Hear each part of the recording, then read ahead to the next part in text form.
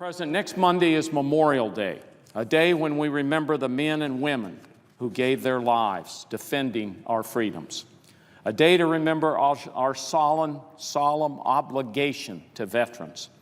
I rise today to speak about that obligation and about very troubling allegations that should outrage all of us, of sick veterans desperate for care, of secret scheduling lists, of mismanagement at Veterans Affairs medical centers, and of cover-ups and misuse of taxpayer funds.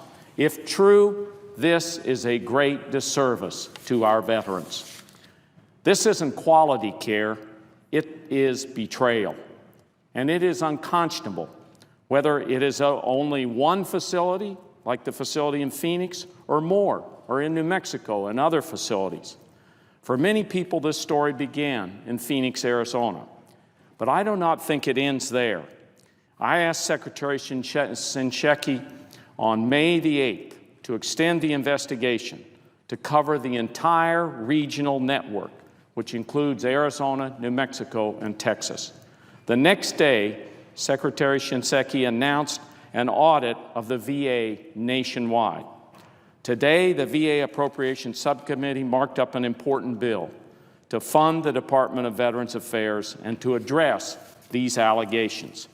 I'm thankful to Chairman Johnson and Ranking Member Kirk for including a key provision I requested to provide funding to expand the VA Inspector General's investigation, and calling out New Mexico as one of the states that urgently needs the attention of the Inspector General. These secret waiting lists, according to whistleblowers, were efforts in deception and fraud, hiding management failures. They kept appointment requests out of the VA computer system in order to cover up a waiting list to see a doctor, preventing veterans from receiving necessary care. And at worst, this deception not only kept veterans waiting, but may have contributed to the death of some who were very sick. There are also reports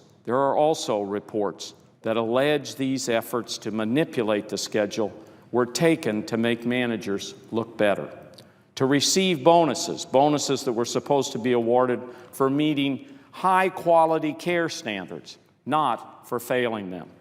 If true, this is a tragedy and possibly a serious crime. Thankfully, the Appropriations Subcommittee has taken action to freeze this bonus system while the investigation continues. And I hope the full Senate will move quickly to do the same, to eliminate bad incentives which hurt our veterans. If managers hide the extent of the wait times at the VA, then Congress does not have the right information to allocate resources to address needs. Lives are at stake, and we're talking here about veterans' lives. The VA Inspector General Assistant IG John Daig testified before the House Committee on Veterans Affairs regarding a facility in South Carolina. He said, and I quote, "Over 50 veterans had a delayed diagnosis of colon cancer, some of whom died from colon cancer," end quote. The GAO's Director of Healthcare, Deborah Draper, also testified about ongoing and past issues with the VA, causing veterans to receive delayed care and delayed appointments. The GAO cited these shortcomings in a 2013 report and also made multiple recommendations to the VA on how to address them. Ms. Draper noted that the VA has not yet enacted their recommendations and that the VA still has work to do to fix problems spelled out in the GAO report. The GAO concluded that, quote, "Ultimately, VHA's ability to ensure and accurately monitor access to timely medical appointments is critical to ensuring quality health care to veterans who may have medical conditions that worsen if access is delayed," close quote. The GAO report speaks to a bigger picture, one that we should not lose sight of, and that is the ongoing problem with scheduling gimmicks. With ways to game the system first identified by the VA itself in April 2010 in this memo, These practices have led to delayed appointments and care. This is not an allegation. This is a fact.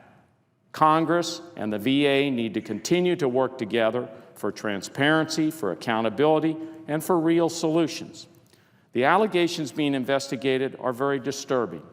Not just a failure to provide timely care, that's bad enough, but also an intentional effort to cover up that failure by creating separate scheduling lists and gimmicks and harming veterans as a result. These allegations are serious, and we take them very, very seriously. For every veteran in this country, for every man and woman who put their life on the line to defend this country, a full Inspector General investigation is essential. And in some cases, a criminal investigation may also be needed. We need to find out what is truly happening at our veterans' medical centers. This investigation should be thorough, it should be exhaustive, it should uncover the truth, and it should hold those responsible accountable.